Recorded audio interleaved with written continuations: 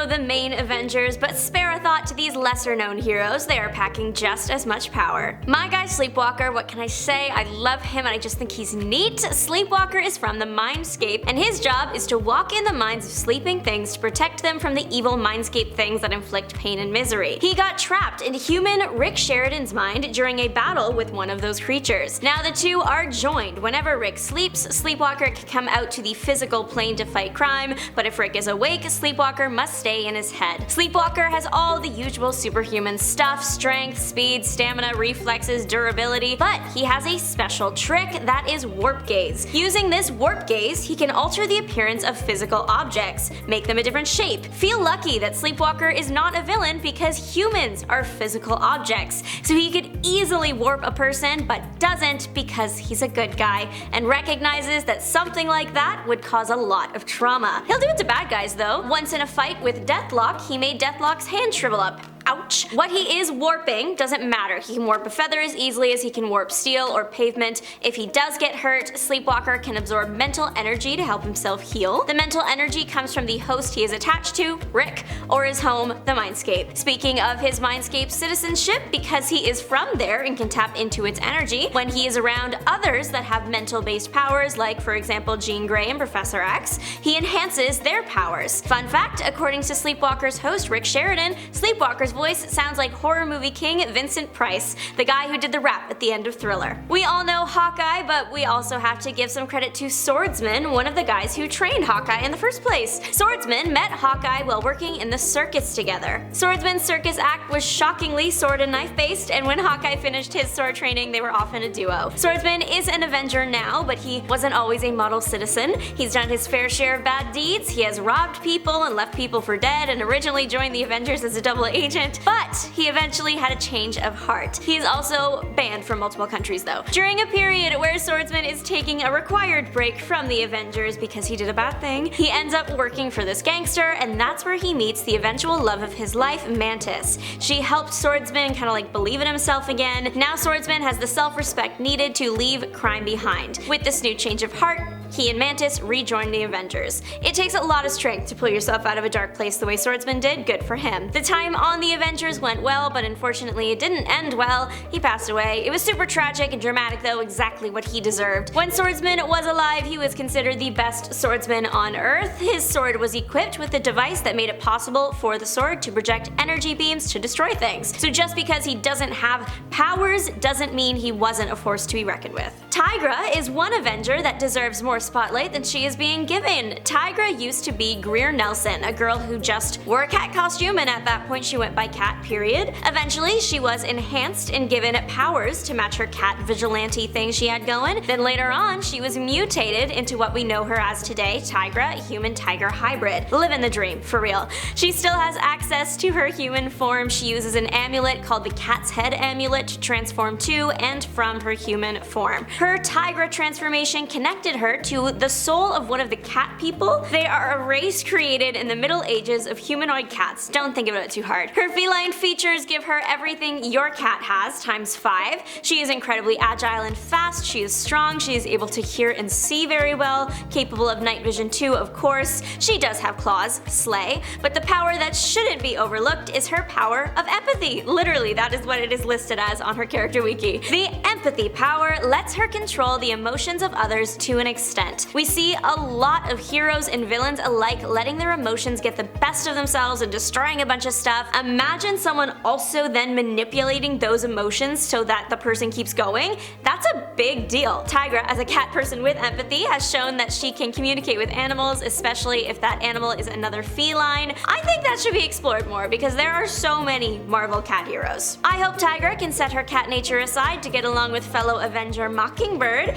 Mockingbird is a human. She started out as a spy working on Project Gladiator that was backed by S.H.I.E.L.D. The entire project was centered around recreating the super soldier serum. She was a scientist and worked on the serum, but eventually received it herself. She became a super soldier. She became so strong she was capable of denting steel with her bare hands. Suddenly, she was able to heal very quickly too. It looks like she's not aging anymore either. Upon receiving the infinity formula of the serum, her aging process halted, so she is technically immortal. until you kill her, but that won't be easy. She was already incredibly skilled as an agent and spy and scientist before the serum. She's even harder to beat with it. Receiving the serum also awakened mental powers in her that she never realized were there. The one thing that could give you a leg up in the fight would be to remove her glasses. Mockingbird is farsighted. Her glasses help her see normally. The glasses are also equipped with night vision. Mockingbird was a founding member of the West Coast Avengers. She was also once a part of the New Avengers, Secret Avengers, and of course the main OG team. Silverclaw is the daughter of mortal Jamie Santiago and a volcano goddess, Queen. The goddess gave Silverclaw to her father as a gift. She was to be the protector of his village. Silverclaw's powers are shape-shifting adjacent, so she can only turn into animals native to rainforests and jungles. She doesn't need to fully transform her body into an animal to take on the characteristics of it. She just wants the claws, she can just have the claws. She's done this with jaguars, monkeys, pumas, and more. While using her powers, her skin turns silver, although it's unclear if that's just a color change or if it also comes with its own set of fun powers. Because she is a shapeshifter, she has a control over her body that many would dream of. She can fight off powerful enchantments and stay just as she is. Silverclaw joined the Avengers after a run-in with some hijackers and was mainly kept on reserve after that point. Moon Knight has found his way to commercial fame now thanks to Oscar Isaac's incredible performance of the Avenger. He is not an Avenger in the MCU yet, but Moon Knight is in the comics, so hopefully we'll be seeing that one on the big screen too. Moon Knight was part of the West Coast Avengers and Secret Avengers. Moon Knight, or Mark Spector technically, is the avatar for Khonshu, the moon god.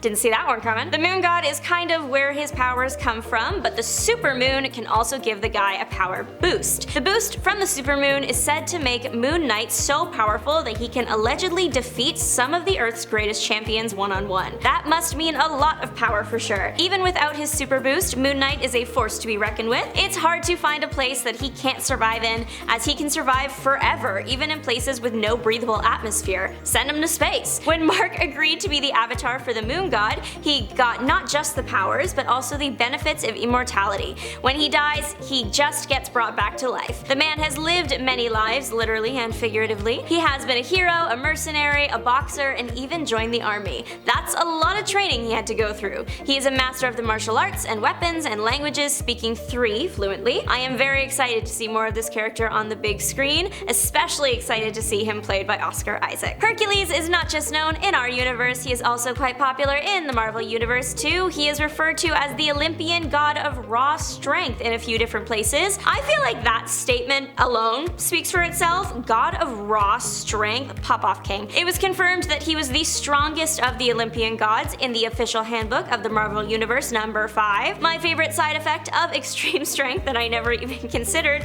until researching superheroes is that your legs are also now inhumanly strong, so you can just jump really far if you want. It makes so much sense, and yet I never put those dots together. I never had reason to. This ain't about me. As a baby, Hercules was nursed by Hera, and that made him to develop invulnerability. So regular stuff that humans would use, like swords, wouldn't have much effect on him. If you really try hard, you can hurt him, but he is also capable of regeneration with magical assistance. Unless someone kills him, Hercules is going to be around forever. He's immortal. Fun fact, Hercules was one of the original investors in Stark Industries. He invested $100,000. That's over $2 million today. When you've been alive as long as Hercules, you will eventually be rich. Plus, he's like a Greek celebrity and a god. Firebird is Bonita Juarez. She was just a girl taking a hot girl walk through the desert that turned into a very literal hot girl walk when a flaming ball of fire hit the ground right in front of her. This flaming fireball contained a lot of extraterrestrial radiation that Bonita had the pleasure of absorbing. When this happened, she of course got a bunch of powers. Of course, it was on theme of the fireball, as her powers were fire powers. She can't emit heat, or if you were to throw fire at her, she can choose to either redirect it or throw it somewhere else or absorb it. Bringing in a bit of science, if she makes the air really hot, she can create powerful air currents that can move heavy objects.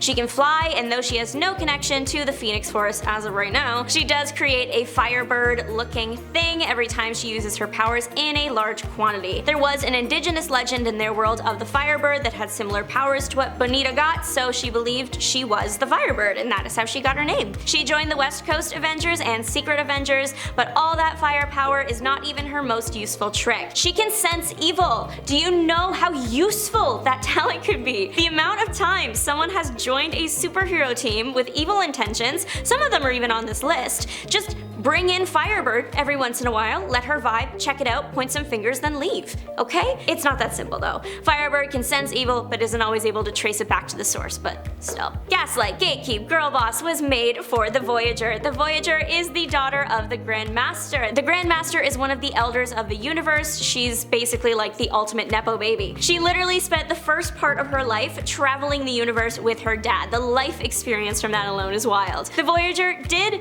infiltrate the Avengers, but she had a change of heart and eventually made amends, so she is in the clear. Her powers include portal fields and, by extension, time travel and teleportation. The portal field she creates surrounds herself and anyone she's with. Using that, she can travel along the line of quantum entanglement, so that's like across space and time. She is limited in the sense that the travels weaken her, so she has to rest after making big jumps, but what I think the more useful power of hers is the memory manipulation abilities. Using this power, she can put herself in your memory. She can create fake memories. One time she even created a whole new person. I think this is very good and holds just as much a threat as someone who could punch through a wall. What if you're supposed to fight her, but then all of a sudden all of your memories of her are ones where you're allies? Gaslight, Gatekeep, Girl Boss. It's something to think about. The ability is limited to organic things, so Vision, for example, is safe. Not a problem for her though, she was in the MCU because Vision isn't there anymore. Starbrand joined the Avengers when the world was under the threat of the Builders. He joined the multiversal Avengers when the multiverse was collapsing. Just dire situations all around. Luckily, the kid has the powers to deal with them. Starbrand was given his powers during the White event, and what gave him his power also gave him his name, the Starbrand. The Starbrand is a planetary defense system that was designed by the Builders. It's one of the things that Builders used to adjust the universe. So Kevin Connor was minding his business, going to university, and then one day gained the powers of this thing. The powers are energy-based and are basically infinite. Kevin can now fly, even in space, without breathing. He can be struck by Thor's hammer and come out fine. Since the Starbrand object is what the Builders use to manipulate the universe, the Starbrand hero also has that power. He doesn't just use it to like create and destroy, he can also use it to heal. We are lucky he is a good guy because he could destroy planets with one of his energy blasts. I would argue that his eyesight is what got the biggest revamp. He can see things that are 250,000 miles away. It's too many miles. Thanks so much for watching, everybody. Don't forget to like, subscribe, and make your mark on the comment section down below. Let me know who you think should or shouldn't be on this list. This is Juliana, signing off. Bye!